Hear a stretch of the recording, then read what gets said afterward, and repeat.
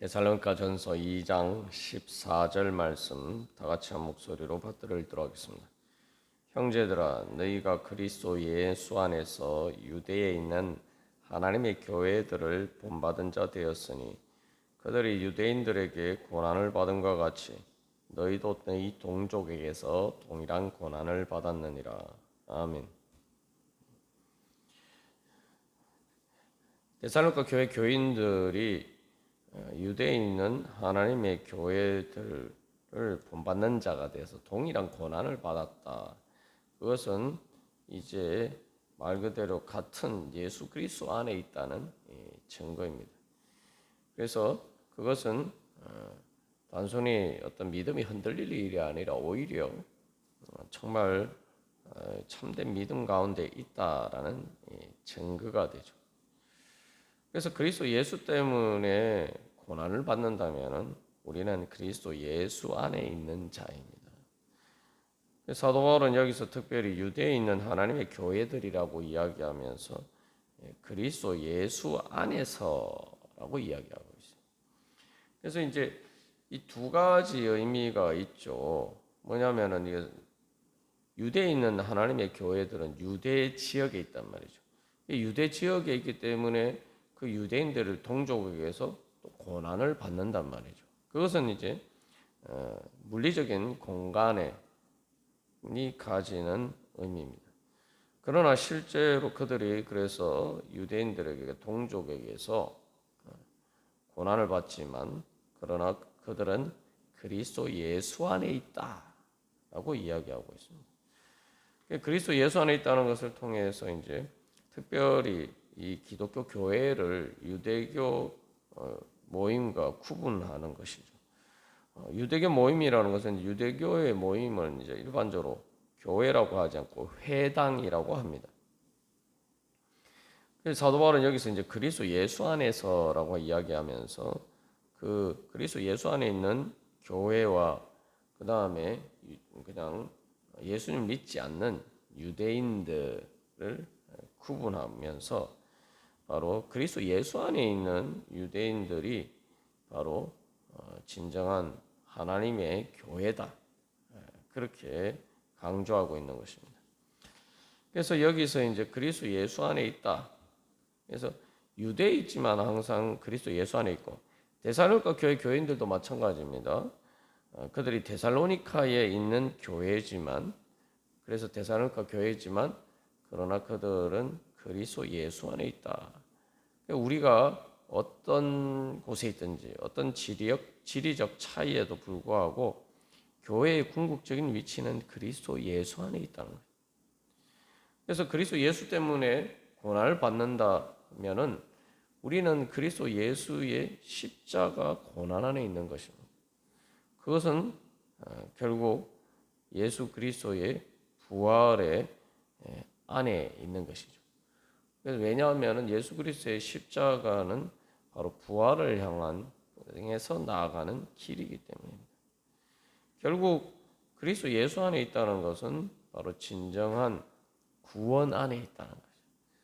예수 그리스도의 주권적인 보호 안에 있고 그들이 어떤 고난 가운데 있다 할지라도 그 고난은 지나가는 것이고 궁극적으로 오히려 그 고난을 통해서 예수 그리스도의 구원을 받게 되고 부활의 영광에 참여하게 되고 예수 그리스도께서 다스리시는 그 하나님 나라의 영광에 참여하게 된다는 것입니다. 그래서 여기서 이제 단순히 예수 안에서라고 이야기하지 않고 그리스도 예수 안에서라고 이야기하고 있죠. 그리스도란 말은 메시아, 구원자라는 의미죠. 우리의 구원자 되시는 너희들이 바로 그 예수님 안에 있다. 그래서 또 메시아는 그렇게 구원자이고 또 그렇기 때문에 그것은 예수님께서 우리의 왕이 되시는 다. 그래서 예수 그리스도의 주권적인 보호 안에 있다. 그것을 이제 강조하고 있는 것이죠. 그렇기 때문에 우리가 어떤 고난을 당하느냐, 우리가 어제도 나눴습니다만 세상에 살아가면서 어차피 우리가 고난을 피하면서 살아갈 수 없습니다. 그러나 우리가 예수 그리스도 때문에 고난을 받는다면은 또 우리가 고난을 받아도 예수 그리스도 안에 그 모든 것을 내어놓고 우리가 주님 안에 있다면은 바로 그 모든 고난 가운데서 우리는 결국은 구원을 향해서 나아가는 이제 과정에 있게 되고 결국 예수 그리스도께서 우리를 구원해 주실 것이라는 거죠. 그렇기 때문에 우리는 그 고난 가운데 절망하거나 좌절할 일이 아니라 오히려 그 고난 가운데 주님께서 우리를 구원해 주실 것을 소망하면서 주님께 감사하고 찬양하며 데살로니가 교회 교인들처럼 성령의 기쁨으로 또 그런 고난에도 불구하고 주님을 본받는 자가 될 수가 있을 것입니다. 그래서 이제 결론적으로 이 고난을 통해서 예수 그리스도 안에 있고 그래서 하나님의 교회가 안에 속한 자가 되었다라는 것입니다. 그래서 이제는 하나님께 속한 자가 되었다. 그래서 예수 그리스도께서는 바로 하나님께서 보내신 분이고 또 예수 그리스도를 통해서 우리는 이제 하나님의 교회에 속함으로써 이제 하나님의 회중이 되는 거죠. 교회라는 것 자체가 이제 모임을 의미하는 거예요. 그리고 이 교회로 번역된 이 에클레시아라는 말은 또 헬라 세계에서는 약간 이제 정치적인 의미로 많이 사용돼요. 정치적인 모임. 시민들이 예를 들면은 어떤 그 투표를 하기 위해서 모이고 또 뭐 회의 요즘에 국회가 모이는 것처럼 어떤 약간 그런 이제 모임의 성격을 에 대해서 이야기를 하는 그런 의미도 가지고 있습니다. 이제 하나님의 교회라는 것은 말 그대로 하나님 나라 백성이라는 거예요. 구약 성경에서도 회중이라는 말이 등장하죠.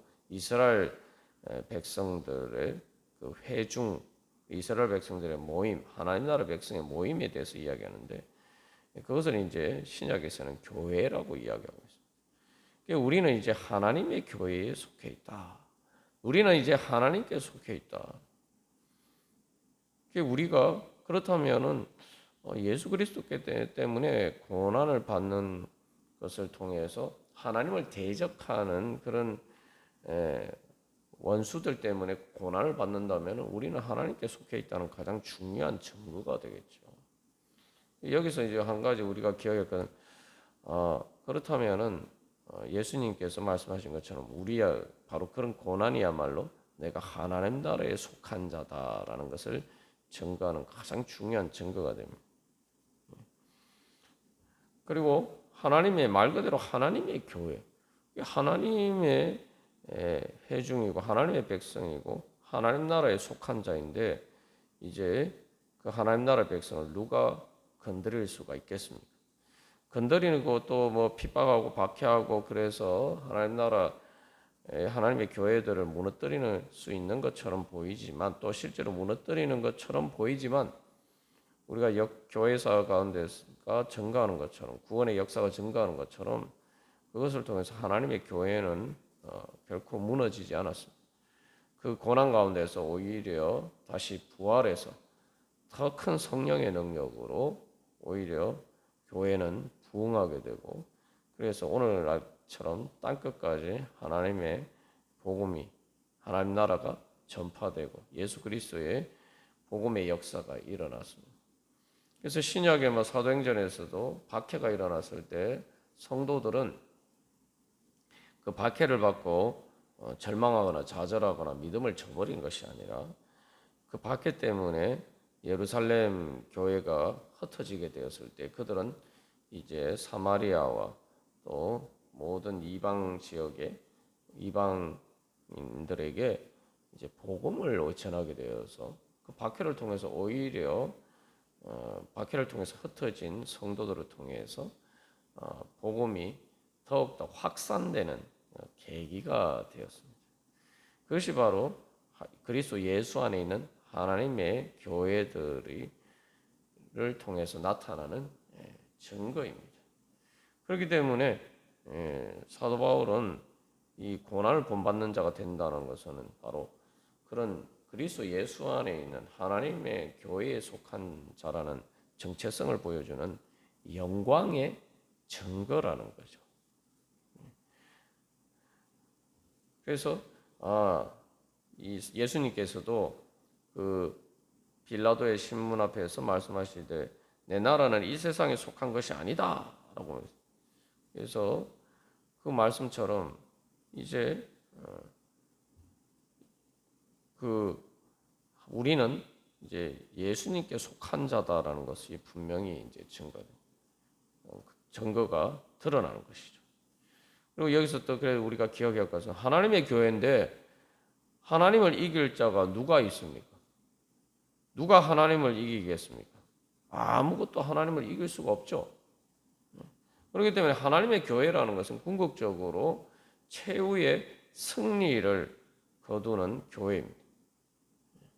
그렇기 때문에 우리는 그 고난 가운데서 두려워할 필요 없이 우리가 이 고난을 통해서 오히려 어떻게 우리가 하나님 나라의 영광에 참여하게 되는가, 그것을 가지고 기뻐할 일이에요. 그렇기 때문에 기독교 교회는 바로 이제 부활의 능력, 하나님의 능력으로, 성령의 능력으로 그렇게 역사하는 교회입니다. 다시 말하면 하나님의 교회는 예수 그리스도를 통해서 나타난 바로 하나님의 생명이, 하나님의 능력이 그 안에 역사하는, 하나님의 역사가 있는 그런 교회입니다. 그래서 이제 이런 이제 고난을 통해서, 예수 그리스도를 통해서 고난 받는 것을 통해서 참된 믿음의 자리에 섰다라는 이제 증거가 되죠. 그래서 2장 13절에서 하나님의 말씀을 하나님의 말씀으로 받았기 때문에 이 데살로니가 교회 교인들이 바로 그러한 동일한 고난을 받는, 그 고난에 있어서 유대에 있는 예수 그리스도의 안에 있는 하나님의 교회를 본받는 그러한 자가들이 될 수가 있었죠. 그래서 여기서 이제 13절 말씀과 관련해서 우리가 이 14절 말씀을 이해를 해야 됩니다. 원문상에는 이제 14절 초반에 제 서두에 그러므로라는 이제 단어가 포함이 되어 있습니다. 하나님의 말씀을 하나님의 말씀으로 받았기 때문에 바로 고난, 동일한 고난을 받는, 그 고난에 예수 그리스도 때문에 고난을 받는 그러한 교회가 되었다는 거죠. 자, 그래서 여기서 이제 우리의 믿음을 정체성과 관련해서 내가 정말 예수 그리스도 안에 속한 자인가, 하나님의 교회에 속한 자인가, 그런 우리가 내가 정말 그래서 하나님의 말씀을 하나님의 말씀으로 받았는가라는 것을 검증할 수 있는 하나의 중요한 기준이 있는 거죠. 그래서 첫 번째로 그 고난을 받는 것은 무슨 의미가 있습니까? 말씀 때문에 고난을 받는 거예요. 하나님의 말씀을 따르기 때문에 고난을 받는 겁니다. 그것은 또 무슨 의미가 있습니까? 내가 말씀을 그냥 귀로만 듣는 게 아니라 실제로 그 말씀을 내가 따라서 실제로 순종했기 때문이죠. 그렇기 때문에 그 말씀이 뭘 통해 따라서 행했을 때에 어떤 그 말씀을 거스르는 거짓된 것들과 충돌이 일어나게 됩니다. 그래서 우리가 이제 그런 충돌을 피하기 위해서 내가 하나님의 말씀을 따르지 않고 타협한다면은 그런 고난을 당하지 않아도 되겠죠. 여기서 중요한 것은 그래서 내가 정말 하나님의 말씀을 믿는다면은 내가 당연히 순종하고 실제로 따라야 돼. 단순히 듣는 것에서 그치지 않고 실제로 내가 그 말씀에 따라 순종하는 자리까지 나아가야 된다. 그 부분에 있어서 특히 하나님의 말씀과 관련해서는 우리가 타협해서는 안 되는 거죠. 하나님의 말씀은 말 그대로 하나님의 말씀이기 때문에 이건 타협하면 안 되는 거예요. 이게 진리이기 때문에 진리의 말씀이기 때문에 타협하면 안 되는 거예요. 그렇기 때문에 하나님의 말씀을 하나님의 말씀으로 받아들여야지만 하나님의 교회에 속한 자가 되는 거죠.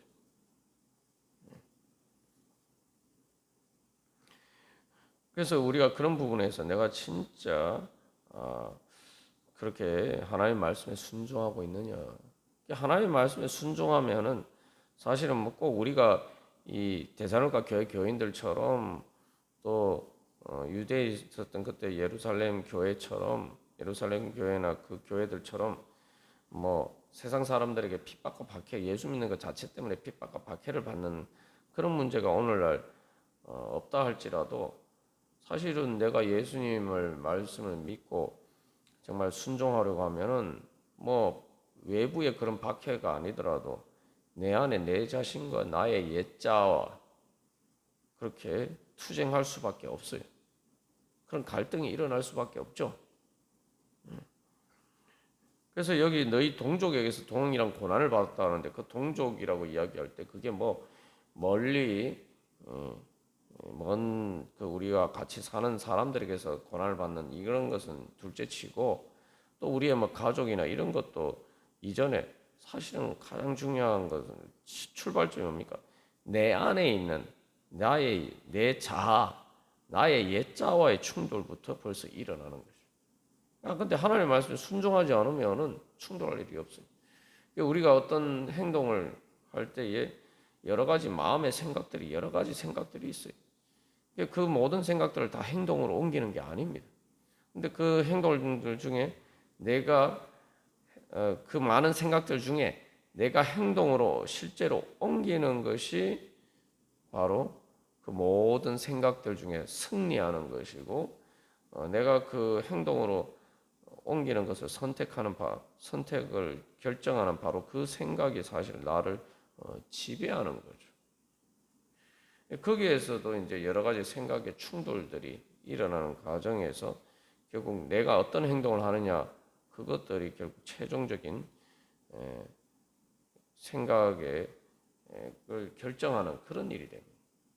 여기서 그래서 결국 우리가 주님의 말씀 가운데서 내가 바로 어떤 것을 따라서 내가 순종하느냐, 내가 정말 하나님의 말씀을 따르는 그 영의 생각을 따라서 내가 그리스도 말 그대로 그리스도 예수 안에서 구원을 소망하면서 내가 하나님께 말씀에 순종하고 그래서 그 하나님의 말씀을 따르느냐. 여기서 이제 그래서 이제 사실은 제일 기본적인 출발점이 그 나의 옛자와의 사실은 중요해. 나의 옛자를 따를 것이냐, 하나님의 말씀을 따를 것이냐. 그래서 예수님이 자기를 부인하고 자기 십자가를 지고 나를 따를 것이니라 말씀하셨어요. 그리고 뭐이 동족에게서 받는 고난이다라고 할 때에 우리가 우리의 삶에서 예수 그리스도를 믿는 것 때문에 고난을 받는다고 할 때 그 모든 고난을 받는 것은 내가 주님의 말씀을 따르기 때문인데 내가 그렇게 주님의 말씀을 따를 수 있느냐 없느냐는 기본적으로 결국 내가 박해를 받는 문제든 뭐 어떤 문제든 본질적으로는 나의 옛 자아와 하나님의 말씀 중에 무엇을 따르느냐 결국은 그 문제로 기결이 됩니다. 예를 들면 박해를 받을 때도 그렇지 않습니까?